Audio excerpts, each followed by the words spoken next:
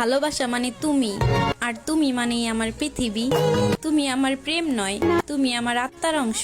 তাই তুমি শান্তি দিও, শাস্তিও দিও, তবে মৃত্যু পর্যন্ত সঙ্গ দিও। নড়াইলের লোহাগড়ায় ডাকাত দলের হাল ধরলেন ডাকাত সর্দার তুষারের বউ।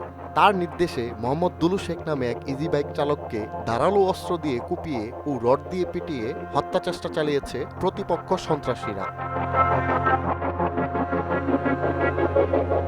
মুমূর্ষু অবস্থায় আহত দুলু শেখকে লোহাগড়া উপজেলা স্বাস্থ্য কমপ্লেক্সে ভর্তি করা হয়েছে।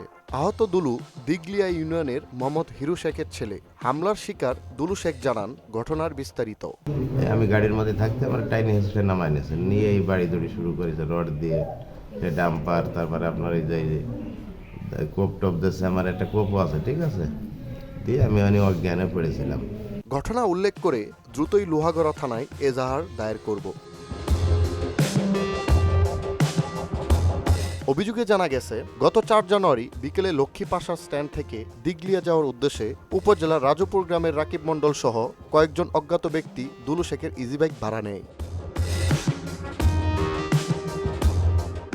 এক নারী সহ ইজিবাইক ভাড়া নেওয়া ব্যক্তিরা ইজিবাইক যুগে দিগলিয়া তেল পাম্পের সন্নিকটে কবরস্থানের কাছে পৌঁছাইলে পূর্ব পরিকল্পিত ওই স্থানে থাকা নেওয়া গ্রামের মুজিবুর শেখ, আবু সাইদ শেখ, মোহাম্মদ মাহবুবুর শেখ, তুষার শেখের স্ত্রী রুকেয়া বেগম ওরফে জান্নাত দুলু শেখকে ঘিরে ধারালো অস্ত্র দিয়ে কুপিয়ে ও রড দিয়ে পিটিয়ে হত্যার চেষ্টা চালিয়ে রক্তাক্ত অবস্থায় ফেলে যায়। এ সময় হামলাকারীরা দুলু শেখের কাছে থাকা নগদ 4000 টাকা ও ইজিবাইকটি নিয়ে পালিয়ে যায়। লোহাগড়া থানার ভারপ্রাপ্ত কর্মকর্তা ওসি মোহাম্মদ আব্দুর রহমান জানান, এ ব্যাপারে অভিযোগ পেলে বিষয়টি তদন্তপূর্বক আইন অনুযায়ী ব্যবস্থা গ্রহণ করা হবে। ঘটনার সঙ্গে জড়িতদের আইনের আওতায় আনা হবে বলে তিনি জানান।